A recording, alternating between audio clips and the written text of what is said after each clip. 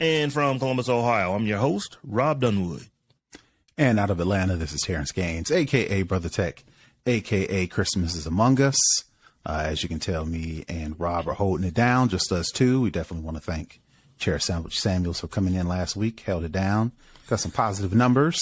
Oh, Cherish was fire last week, man. I just got to call it what it is. She came on and did her thing, and the people have recognized it. I believe I was telling you that we got all the way up to, what did I say, 51?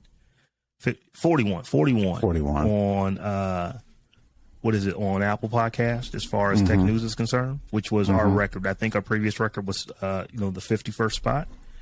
So for our show, that is, just self-produced and generally the three of us doing it, to get to 41 is kind of a thing. But yeah, she was good, man. Yep. That, and I think people are tired of listening to dudes just talk about tech. So when they got somebody knowledgeable and sensible that can come on, Stephanie, she kind of livens up the two of us, and then we bring on guests. I think our highest numbers have been when we brought in female guests who are also techies. So there may be something to that. Yeah, we have to go back to when we had Professor Tanya M. Evans. I think that is our number one show. Then we had a show with, I'm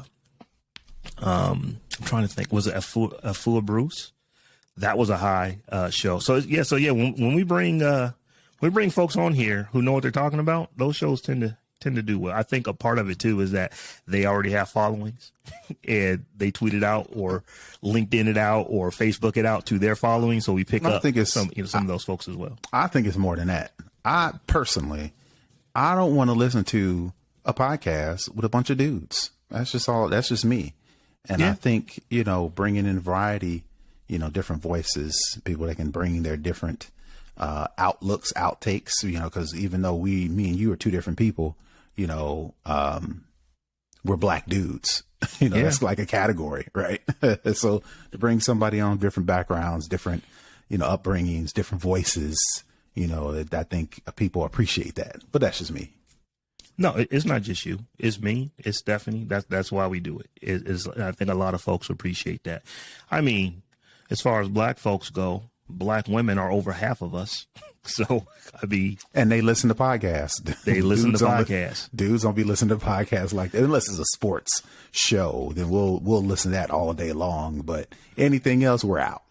The women, they listen to, and they support each other. So I think we get some of the bleed from some of that. And I ain't too proud to beg, put it like that. Yeah. So for those of you who are listening right now, we are trying something a little different. We have changed our platforms for live streaming and recording our show. We moved over to Riverside.fm. We're going to test this out for a while and see how it works. This is not a commercial for them. But the reason I bring that up is because there are folks right now who are watching us live darn near in real time. I think the lag is maybe a second and a half as compared to YouTube Live. So we got folks out here watching us, and in order to do that, in order to watch us do the live stream and then our little after party that we have come up after this, you have to become a member of our Patreon and a supporter of the show. So you can do that by heading over to patreon.com/the Tech Jawn. And any one of our tiers over there will help support the show and allow us to do the things that we do as far as bringing technology to you, but gives you the opportunity to listen to us actually record this show live and then hang out with us in the live after party afterwards. So once again, that is patreon.com/the Tech Jawn. So Terrance, why don't we go ahead and get into some of this tech news this happened over the last week. And I see the first story here was a story that we actually talked about this twice now on the show, when there was news about it. But Apple is decided to kill CSAM or CSAM scanning feature. Why don't you tell us a little bit about what's going on there?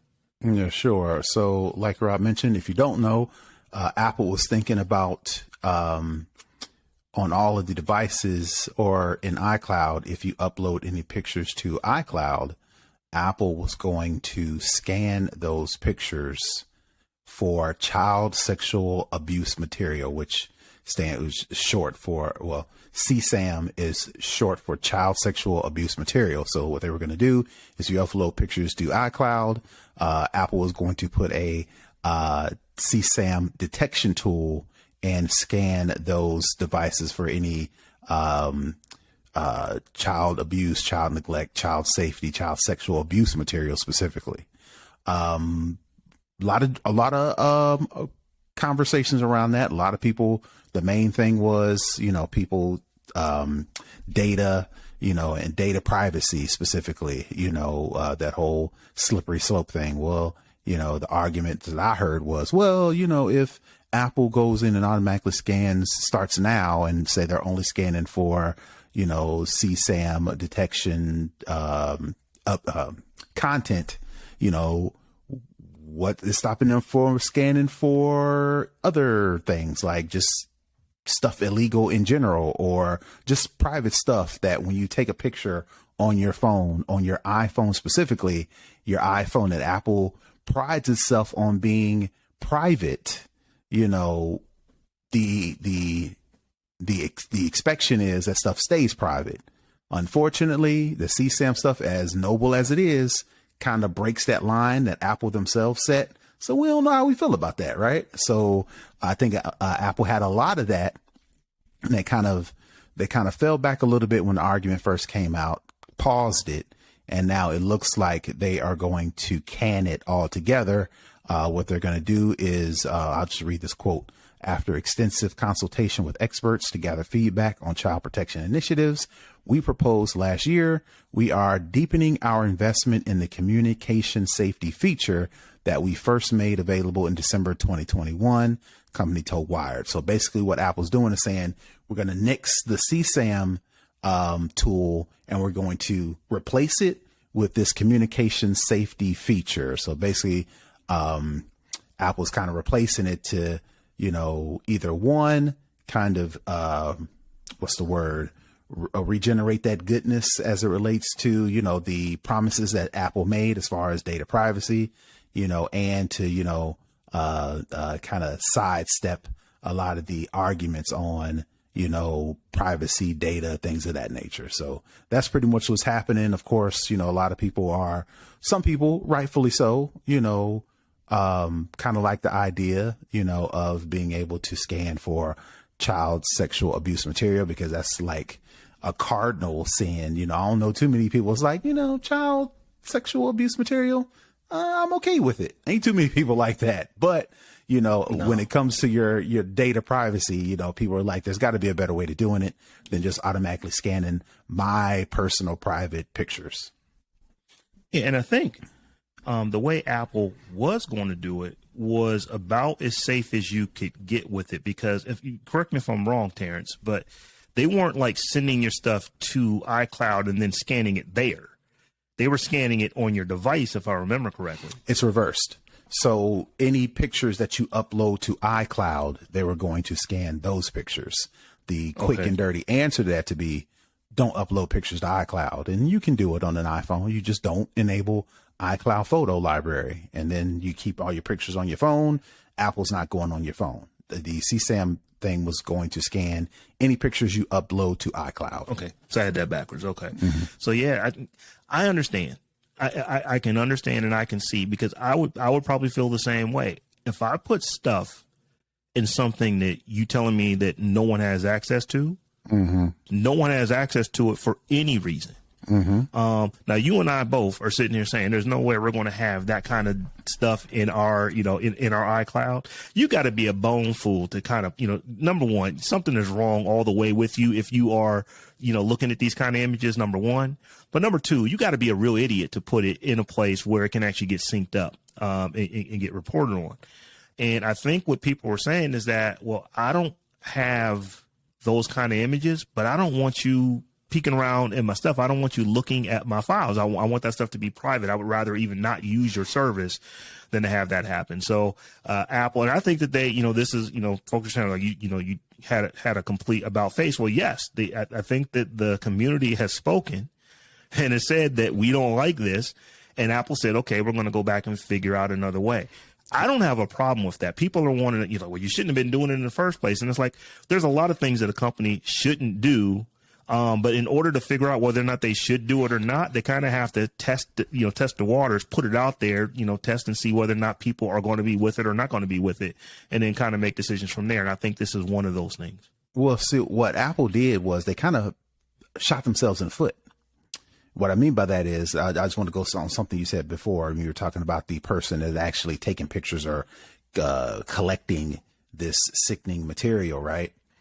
You were saying they'd be an idiot to sync that up. Not technically, because Apple has promoted themselves on being, we are the safest place. We pride ourselves on data privacy. Nobody's going to use your picture. Nobody's going to use your data to make money off of it. We're not going to sell it to anybody. We can't even get into it. That's Apple's big things, right? So they that's their thing, that's the hill that they're going to die on, is what they said. And then with this new feature, for good or for bad, I'm not arguing good or bad, right? But now they're pulling out this feature that's like, them things we said before about, is still true. We're not going to sell your data. We're not going to use your data to make money. But the third one that you said, even we can't access your data. Don't worry about that one so much, because this new feature, we need to access your data to do X, Y, and Z. That kind of goes against their tenet of, we can't even it's encrypted and yada, yada, yada, and all these other things, right? So they shot themselves in the foot by then turning around and kind of producing this tool, while good intentions, it goes against their principles. And that's what people are arguing. It's like, does Apple have access to our data or not? If you do, you do. If you don't, or you say you don't, you then can't turn around and then access my data. It makes me feel icky to even try to put myself into the shoes of someone who could have gotten hemmed up by this. So I'm not. I'm just going to completely change gears and go to something else. Let's talk about back in the day. You remember how folks just had all kind of bootleg MP3s and stuff like that on the phone? They was getting them from Napster and every torrent site and all that. Let's just talk about that. So I'm just saying, and I'm going to channel, I'm going to channel Terrance Gaines on this. If I know that this stuff is illegal, you ain't gonna catch me slipping. There is no way in the world that I'm gonna put that stuff on my phone in a data center that I do not control. Yeah, people are stupid. They don't. The train of thought of people. If all criminals were masterminds, we wouldn't have. It'd be a whole different subject. Police, detectives, prosecutors, attorney generals who have to work a whole lot harder to crack some cases. Unfortunately, they don't have to work that hard. So I think you're giving people too much credit. But again, if the fine print says, if I'm a criminal, right, and I'm doing criminal stuff, like you said, taking music, right, and I'm like, all right, I got all this data. Where can I put it? Apple said they ain't gonna even touch our data. As a matter of fact, Apple said they can't even get into my data. I'm like, all right, bet. I mean, it's just 1, 2, 3, right? And that's how the extent of, again, mastermind would be like, ain't nobody, I'm gonna put it under in paper. I'm a sing the songs. I'm going to memorize the songs, and the only place they are is in my head. So can't nobody get to them, but everybody don't mastermind like that. Yeah. But for folks who are wondering, it's like, what the heck is them two talking about? We are talking about Apple killing CSAM. It makes me feel icky to put myself in the shoes of somebody who Apple will be trying to get with this stuff, and I didn't feel comfortable doing that. So, yeah, I think this is a good one, because it's like, no, we have way too many people who are just not, with this. Let's go find another way. Let's go find another way. So, Terrance, this next story, I know that you probably had your ears perk up when you saw it, but the FTC is now suing Microsoft to block its acquisition of Blizzard. Blizzard, the famed maker of Call of Duty. So I believe it's like a $69 billion deal that Microsoft has got with Activision trying to buy it. And FTC is like, nah, slow your roll. It makes you too big. It makes, makes it, difficult for other game developers to do what they do. So I wanted to get your take on this. What do you think about them actually blocking? Whether or not it's going to stay blocked, we don't know. But that's actually where they are right now. They are suing the FTC. The Federal Trade Commission is suing Microsoft over this deal. I think Microsoft just tried to do this at a bad time. What I mean by that is, I don't see the antitrust in this, and this is just based on my rudimentary understanding, right? Microsoft is a software developer. Activision is a software developer, but they are highly specific because they create games, right? Microsoft's competition, I don't think it's other game developers. Again, this is just me understanding. Microsoft, as far as gaming, their competition is Sony. Their competition is Nintendo. Their competition is Steam, for as long as they're around, whatever.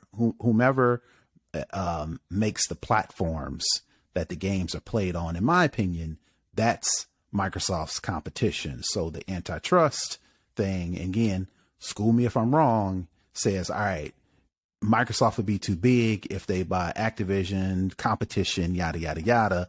But if there are other game developers out there that compete with Call of Duty or compete with Activision, name, the people who make Fortnite, people who make Battleground Unknown, what is it, PUBG, people who make, Diablo, the people who make World of Warcraft, those are the competition. Yeah, I get your point, yeah.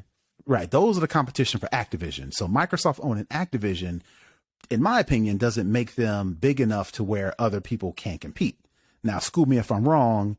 I just think Microsoft trying to buy Activision just came at a bad time where people, government are like, yo, these companies are just getting too big. I don't care what you're trying to buy. That just sounds too big. So no.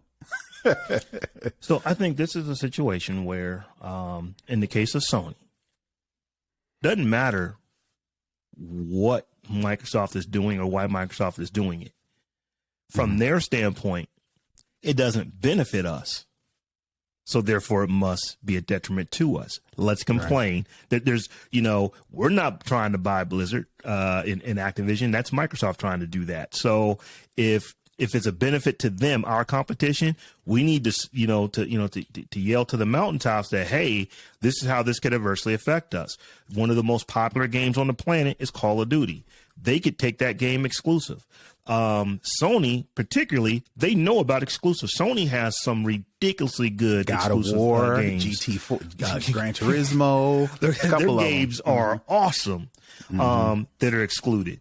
So I see them saying, well, we don't want you to take, because when you think about Activision, and I will say Activision Blizzard, there's a lot of games. I mean, if you were to go into the top 100 games, Activision Blizzard are going to be 60, 70 of them. So I mean, they're that big. They're big. Like I said, the games you were naming, those are Blizzard games. Oh, they fall under this too. So from that standpoint, from a Sony standpoint, and even, and we'll talk about this next line in this story here, from a Nintendo standpoint up until recently, this is a big deal for them because Activision made games that went on PlayStation. They made games that went on the Switch. It made games that went on, the PC. Sony. If they say these are now only available to us, if they want to take them, if they want to take them platform only, they could have done that. So we talked about the story before. When we came out, it was, I believe, the head of Microsoft Gaming. He was doing every podcast and an interview, TV show interview that he could to try to say, no, we want 3 years not enough for you, Sony. How about 10? We will give you a 10-year license on this. I'd like to do it indefinitely, but the lawyers won't allow that. We can't we can't have contracts that have indefinite terms. So, or it's just not good for us to do that. So how about 10 years? And then the next line in this is that Microsoft is now going to bring Call of Duty to the Nintendo Switch. That's a platform to where COD it hasn't been on that platform. I know I would play it if it was on there. I have a Switch. I probably only play my Switch 5 to 10% of the amount of time that I play my Xbox and PlayStation.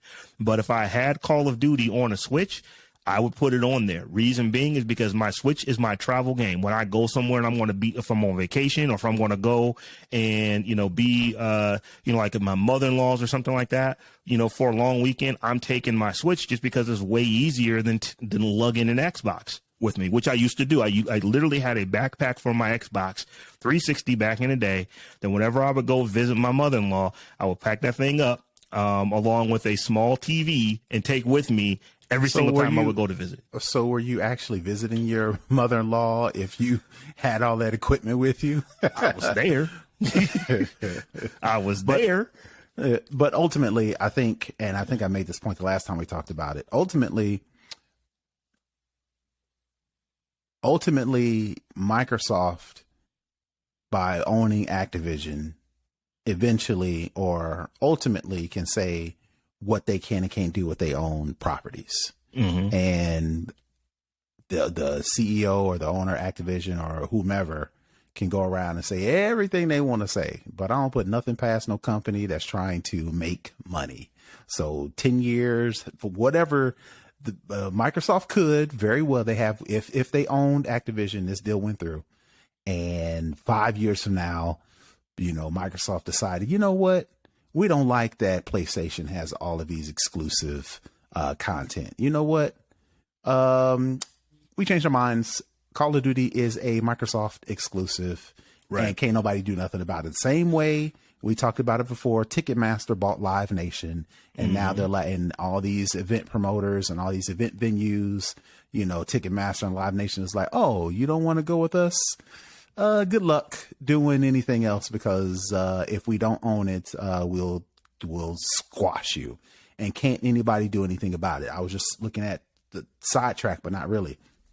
Bad Bunny, I think, had a issue with ticket sales, and Ticketmaster again is apologizing because, oh, we're sorry that the tickets, I forget what the actual problem with it is, but they can apologize all they want to. They can apologize to Bad Bunny's fans. They can apologize to Taylor Swift's fans, but ultimately they still getting paid, and all they got to do is apologize, but we can't do none of them. We can't, the government can't do anything about it because they already own them. So I think, ultimately, I think the FTC is like, you know what? Y'all just trying to buy it at a bad time. We're just going to nix this and then figure the rest out later. The other part of it is Game Pass. Because, with Game Pass, you can just pay Microsoft a monthly fee or a yearly fee, however you decide to do it. And then you just get really cool games that are just part of your Xbox experience. You don't have to go buy the games. They just come with that Game Pass subscription. So one of the things that I think Sony is also looking at, even though you're saying you're going to give us a 10-year license on this, that, this game is going to be available to us, and you have every plan to, at the end of that 10 years, renew for another 10 years. Even though you're saying that, you're giving yourself such an advantage by putting this game to where our customers would have to purchase the game, outside of any plans. But your customers can just purchase a plan, and they just have this game and many other games that would be available, via this acquisition. So that I think that they would be looking at, that's like you now have like this ridiculous unfair advantage over us that we can't really compete with, because you are the game developer. You can determine whether or not you want to make those games available on your Game Pass, which Microsoft has already said they would do. So this is one of those ones to where a lot of times, FTC sues a lot of folks for a lot of things. Often the companies will, let's change this, let's change that. And then those lawsuits get dropped or dismissed or what have you. And those acquisitions go through.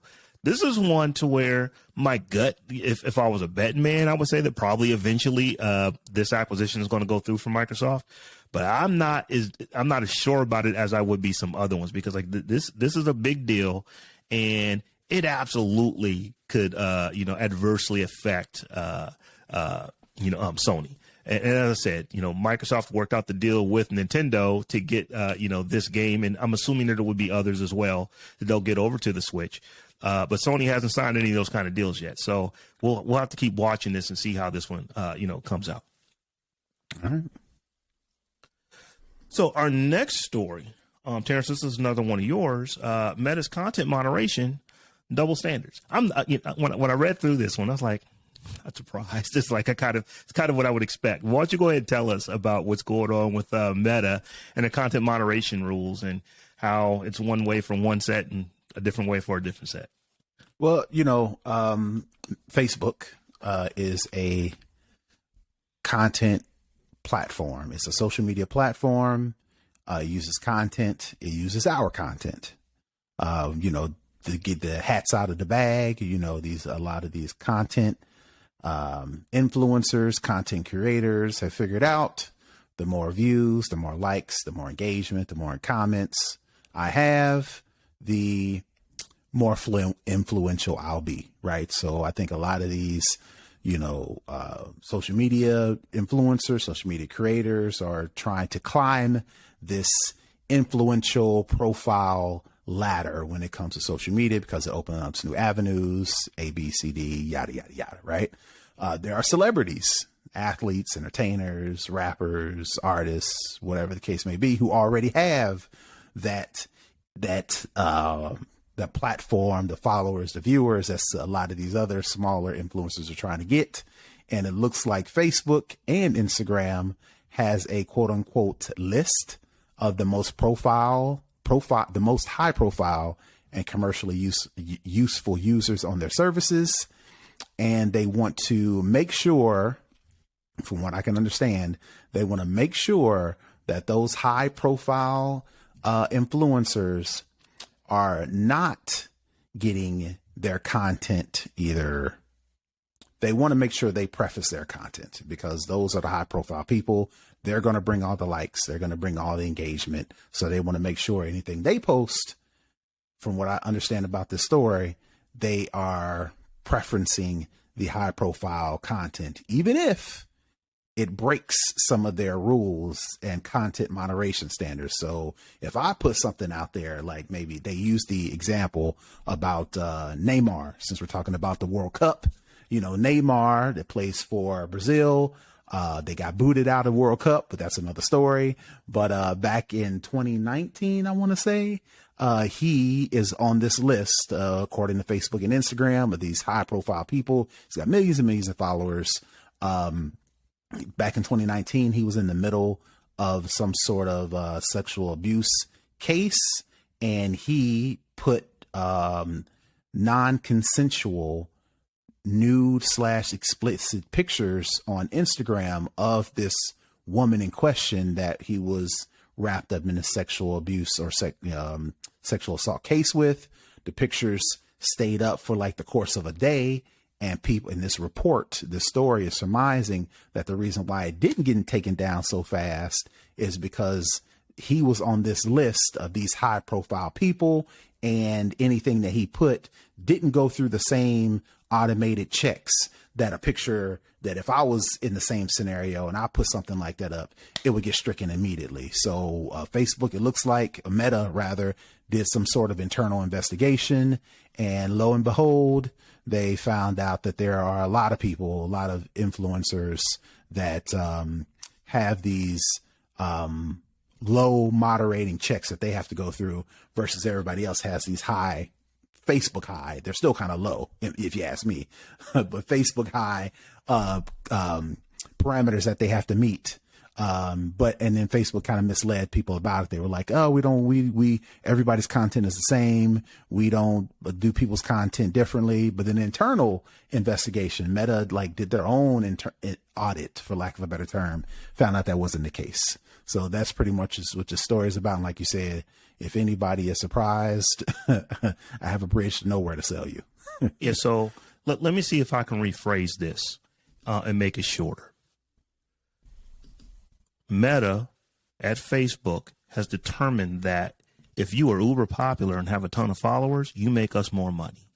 So we're going to moderate you less to keep that money coming in as compared to the regular folks that got 11 people following them that we're going to moderate to the nth degree because we make less money off of them. So it ain't no thing for us. Yep. That's pretty much it. So let me see if I can even simplify that further. We make money off of folks who have a lot of followers. We don't off of those who don't. That's why we moderate the way we moderate. Yep. And that's the problem. Yeah. And that is the main problem. They pick favorites. Well, bigger than that. That is a problem with a platform where you, the user, is the product. When you are the product, your content, our content makes Facebook money, makes Instagram money, makes Twitter money. So that is a heavy proponent on who, when, where, why, and how. You can just look at the recent things with Elon Musk. You know, he's in some hot water because over the weekend, you know, the free speech absolutist. I said right. abolitionist. Get rid of free speech. The free speech absolutist. Right. Dave Chappelle had some sort of concert over the weekend, brought Elon Musk on stage. Everybody booed him to death. You know, the story was over. All the videos went up on Twitter, and word on the street is Elon Musk or Twitter is trying to delete or remove those videos from the internet. So again, this kind of goes along the lines of Facebook. You know, same thing with Twitter, same thing with social media in general. There's a list, there's a level that people know the game and they're trying to climb up this level. So if you believe that, you know, social media is the ultimate place to where you can say whatever you want to say, and it's just going to fly out there without any sort of moderation, you know, with any sort of anything.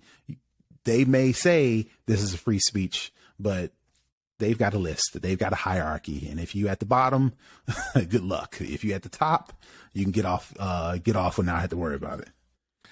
So let's keep sticking with social media because there is some Twitter news. Actually, today, Twitter Blue went live again. But here's the interesting thing about this. It costs more. So Twitter Blue, when it first launched a few weeks back in, I guess it was back in November when it initially launched, it was, it was only $8. But now in the relaunch, is $8 for the web, but it is $11 for iOS.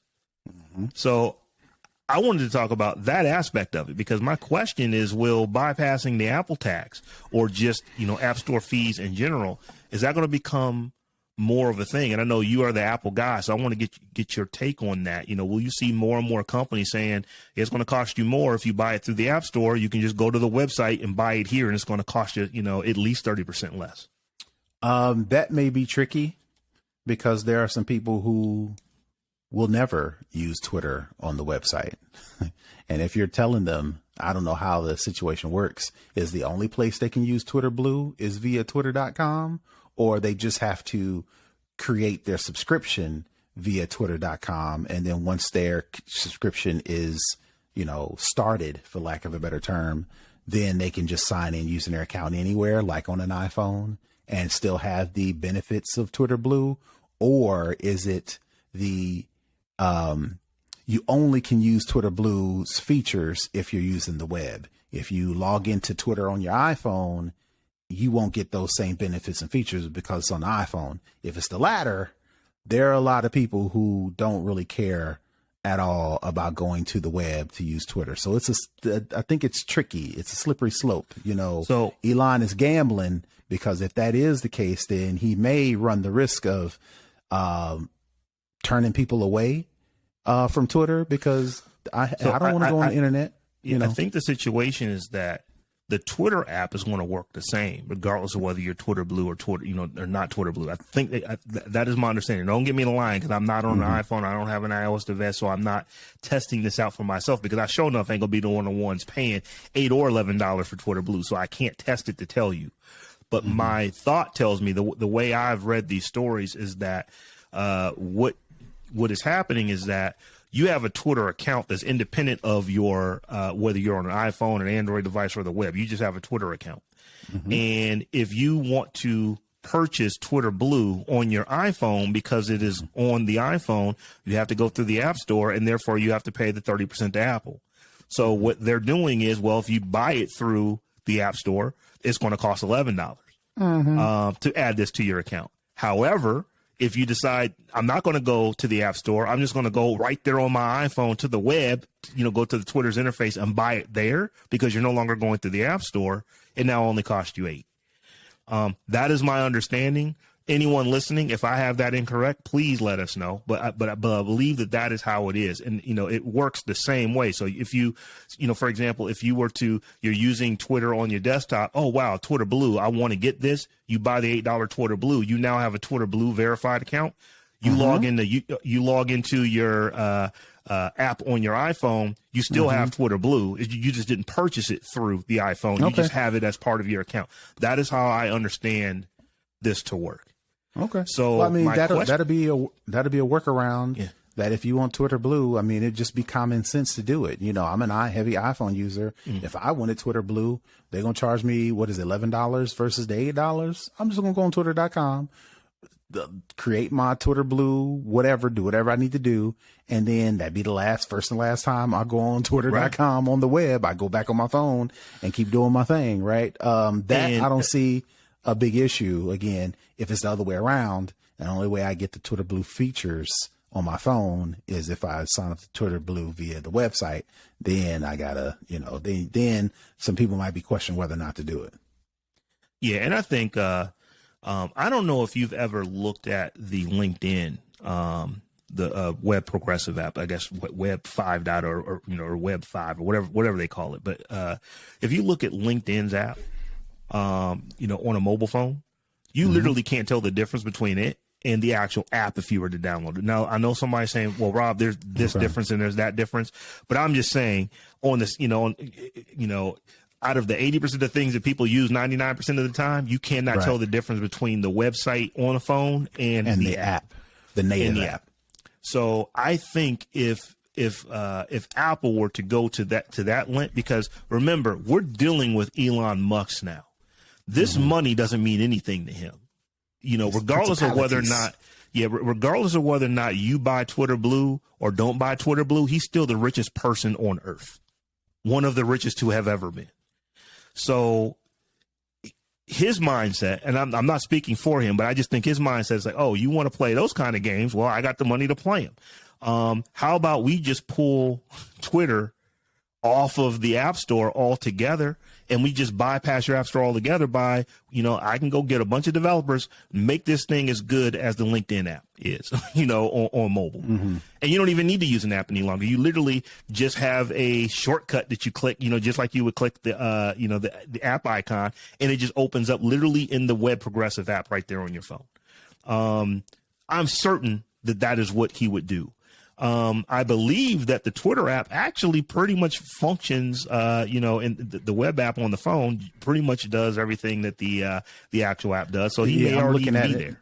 Yeah, I'm looking at it right now. I'm on twitter.com on my phone, not the native app.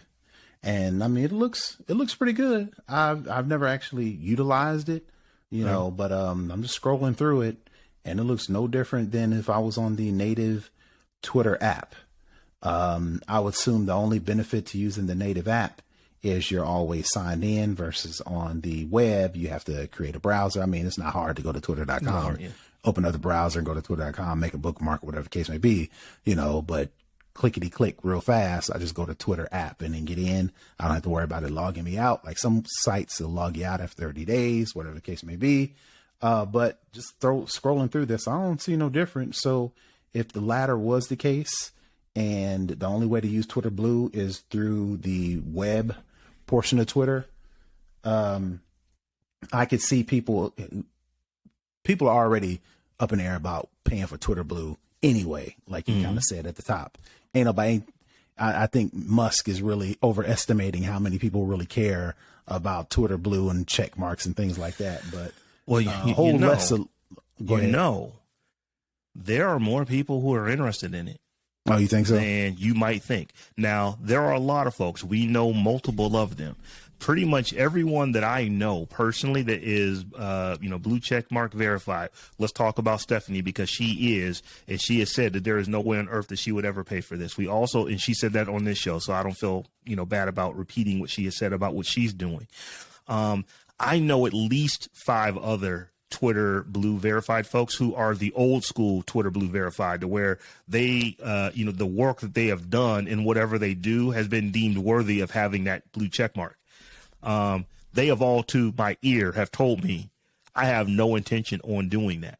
I will say that there are folks who I don't necessarily know, but that I follow, or that I have, come across. And they're saying, oh, absolutely, I would do this. It benefits me, regardless of whether or not it is a vanity check mark now or not. The fact that I didn't have it before and I have it now. I mean, I know folks, I've seen folks who have posted and have written about, I did not have it before, I have it now, and it has benefited my following and my reach to get to people.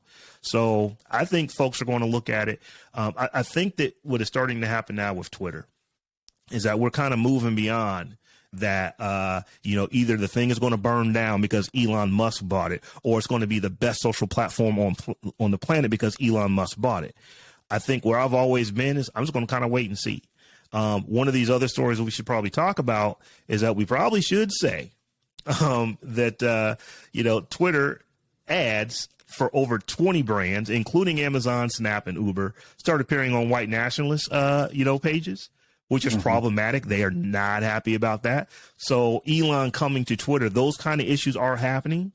But another thing that is true, and I said this, I think last week or week before last, the number of users since Elon has purchased Twitter has gone up precipitously. It's not like if you just look and the line is the same as it was before he bought it. It actually spiked up, it is going further north than it was before. So both of those things are true. I don't think Twitter is really going anywhere. And I don't think even Elon Musk can quickly wreck Twitter to the point to where it's gone in 3 months. I've never thought that, still don't think that. What I do think is that stuff like this, these 20 brands saying, yo, what's going on? I'm showing up on a white nationalist, page. How is that happening?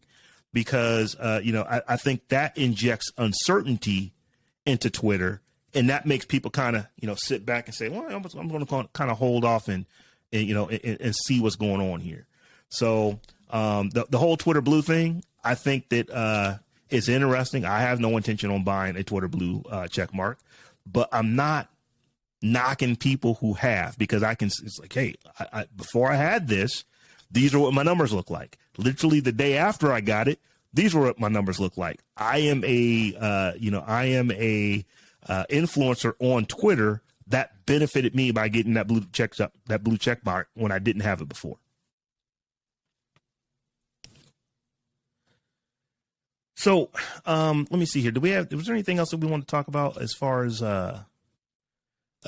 Twitter went? So we talked about the Apple tax. We talked about Twitter. Here's one of the things that the uncertainty is bringing into Twitter. Microsoft and Facebook are trying to pull off some of these Twitter users. So I'll go with Microsoft first. Microsoft, I don't know if they're actually working on it, if this is something that they're thinking about doing, but they want to build a WeChat-like super app to try to go after some Twitter users, to where you basically, WeChat is not something that we use here in the States a lot, but it is used in Asia. It is used in like Australia. It is the thing. It is the platform that literally everyone is on. And you can do everything there. You can, it is your eBay. It is your Amazon. It is your Twitter. It is your Facebook. It is your everything app all into one. It is your Uber app. It is your Uber Eats. All the things that you do with all these other apps here in the States, that's all built into WeChat. And Microsoft is saying that they may want to build something like that. And then you also can look at Facebook, or I should say Meta. They're thinking about with Instagram, potentially going after Twitter, adding more Twitter-like features into Instagram Notes, and just trying to see if they can peel off some of that Twitter user base and bring them over into their fold. So I want to get your thoughts on that. I don't know if it's going to work in the United States. I think the reason why WeChat works is because, other countries have limited resources to where they really don't have any other options but a WeChat. Again, I don't know, what countries use it heavy. I don't know, I don't know all those numbers or anything like that. But I think the reason why WeChat works similar to how WhatsApp works is because that's all they got, so they have to build in shopping. They have to build in payment services, mobile payments. They have to build in, gig economy purchases and transactions. And they have to build all that stuff into a WeChat because they no other options, right? In America, competition, capitalism, we have a plethora of choices as to how we get our information, how we do transactions, how we get paid, things of that nature. So Microsoft anybody trying something. I think Elon Musk mentioned he wanted Twitter to be one of these super apps or something like that. They're going to have a tough road to hoe to try to launch something like that in the United States, because we, are where we have a lot of options, but at the same time, we are stuck. We are creatures of habit in a sense that Twitter is going to be Twitter. Ain't nothing that you can create that's going to replace Twitter, because Twitter is Twitter. Same thing with Facebook, maybe less with Instagram, because with Instagram, you got legit competition like TikTok and Snapchat, to a certain extent. But, there are certain properties that it is what it is, right. So ain't nobody coming to replace a Twitter, because you can't replace that thing, because it's in and of itself its own organism, right? Hats off to Microsoft for trying, definitely if any company would be to do it, it would be a Microsoft, because they are a software company. They're not a hardware company like Apple. They're not a web search engine like Google. They are a software development company, to where if anybody was going to try to do it, I give them hats off for doing it. But it'd be interesting to see if that would work, because we got so many different options and we're so in so many directions, to where how could you consolidate all of us in order to make something like that profitable or beneficial? Yeah, so I agree with you wholeheartedly on the Microsoft Super App. I think they would have a hard way to go, and who knows? We'll have to keep looking at the news to see if this actually becomes a thing that they truly are working on. For the very reasons that you said, one of the reasons that WeChat, just became so popular in Asia and in Southeast Asia, where it's used, just it is the app, is because here in the United States, even though our unlimited data isn't unlimited, it's darn close. I mean, I think on most phones, when you have an unlimited plan, you're probably getting 25 gigs a month. If you use your phone an awful lot, unless you were literally just uploading videos and streaming video and like you're using it as your television, you're going to be hard pressed to get to 25 gigs. But in other countries, they truly have metered data. So it's like you may not have a bunch of data to be on WhatsApp, and then go over and look at Instagram, and then go over and look at YouTube, and then go over and look at Facebook, and then go over and look at, Snapchat and all these other applications. You may be metered, so your data is very precious to you.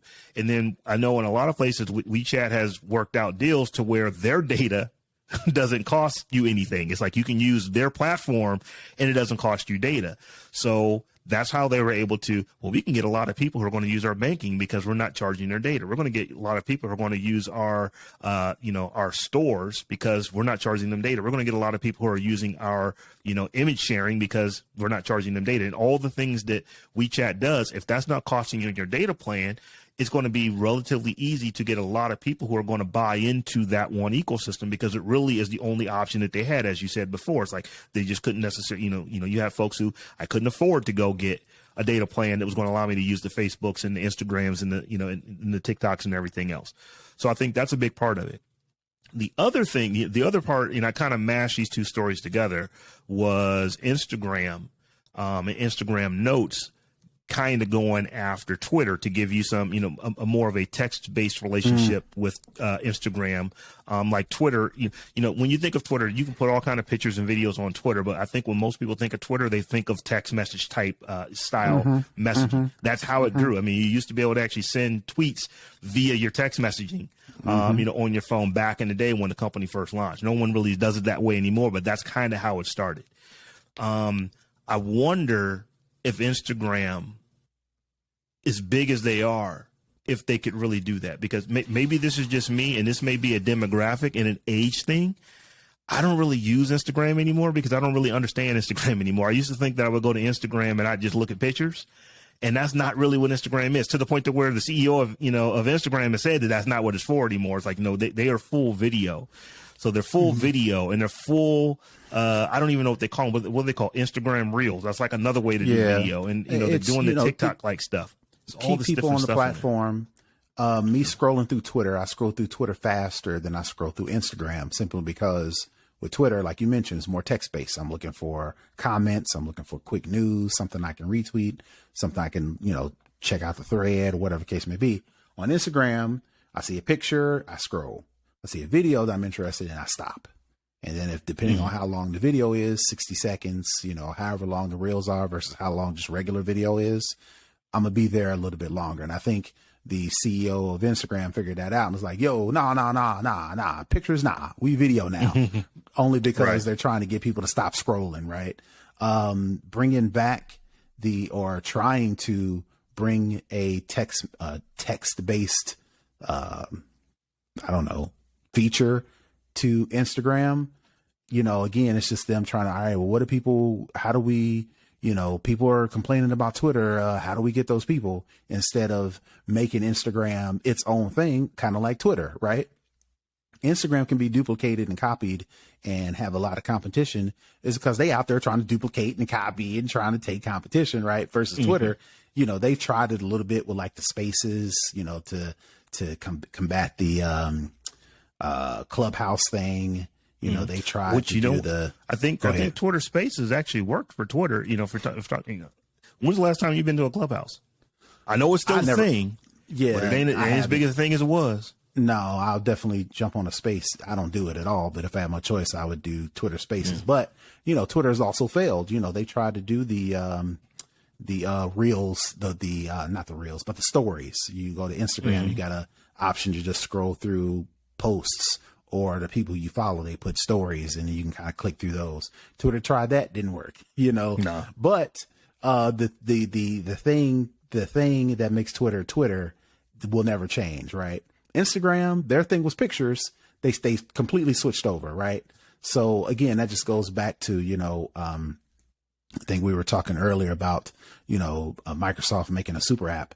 They're going to have to do, something awesome to get people to leave like a Twitter, to get them to leave their Uber app, or for them to leave their Apple News, or for them to leave to not use Venmo or Cash App, because we're so stuck in that's how you do things over here, right?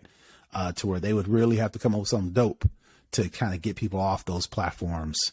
If anybody can do it, it's Microsoft, but that'd be a tough one, Look at how it worked trying to get them people off of iPhones and Androids. That didn't work too well. Microsoft failed. Research, well, they're not even called Research in Motion anymore. BlackBerry has essentially failed. Folks may not even remember this. For about 15, 20 minutes, Facebook actually had their own phone. You remember that? The Facebook phone? It was an Android, right? Uh-huh. Yeah, but it wasn't just it wasn't Google's version of Android. It was Facebook's version of Android. So if anybody has like an Amazon Fire tablet, they are running Android. From Meta. They're running Android from what is Google's parent? Pixel. What is Google's parent company now? Alphabet. So they are running Android from Alphabet. It's just not the Google version of it. That has all the Google services. And I actually got that phone, and it was just not great. It was, there's a reason why most Android devices run Google's version of Android, because Google has thought about all of the software, on the devices. But Amazon, like I said, Amazon doesn't seem to be having problems selling Fire tablets. If you want to get a cheap Android device, but it ain't going to be the same as. But Amazon tried a Fire phone, that flopped. Yeah. Microsoft tried Windows Phone. They had the best go at it, but eventually it flopped. But I think the difference between like a Microsoft and an Amazon, they try to do something new, which makes Research in Motion, who own BlackBerry had it. They had it. They had it. Arrogance. And they did not expand. They did not try new things. They stuck to their guns, which makes them a little bit different because they had it, and they let Apple, and they let Google scoop up all their people, and they didn't want to change, right? Like again, Microsoft.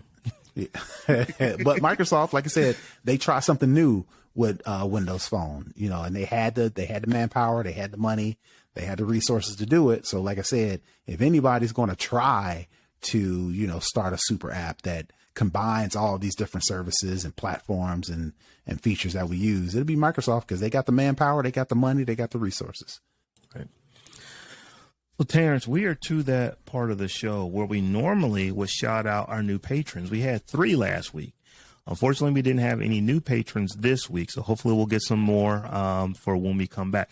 This will also be our last live show of 2022. So we're going to take a little bit of hiatus. We'll take you some good replays or maybe something, a little something here or there. To fill the RSS up, but this is going to be our last live show of 2022. Yeah, but try to join our Discord. It's public, ain't it? Yeah, you know what? Yeah. It will be come next year. All right. It might be come next week, but yeah. So that is a change that we are looking to make on our Discord, to where you no longer will have to actually be a patron to get on our Discord. There will clearly be patron exclusives inside of our Discord. But as far as just joining it, that is something we have been talking about here for a little bit. So we're going to go ahead and open that up. So definitely by next year, maybe by next week or next week or two, when I get some time, we'll get that thing open up to everybody. But anyway, once you go ahead and tell folks how they can get at you. Yeah, sure. You can find me on the internet's at Brother Tech, BROTHATECH. And I think I'm going to be on DTNS in a week or so from now. So I'll keep y'all posted. Definitely, either whether I'm on there or not, definitely, check out DTNS for giving us the initial platform. And like I said, I think I'll be on there next week. So if you want to follow me over there too, since we won't be doing this show, like I said, you can find me over there. I think the 20th of December, I think. Don't quote me on that. But until then, follow me on Brother Tech. Get all the news. BROTHATECH. And I am at Robb Dunewood on all the things, and we are at the Tech Jawn on all the things. And as I said, we are on Discord. We're going to be opening that up. So just pay attention to your Twitter and to your Facebook and to your, whatever socials you're using, because that's going to be something to where you can come and holler at us there as well. So Terrance, until we meet again in not a week's time, until we meet again next year. Peace.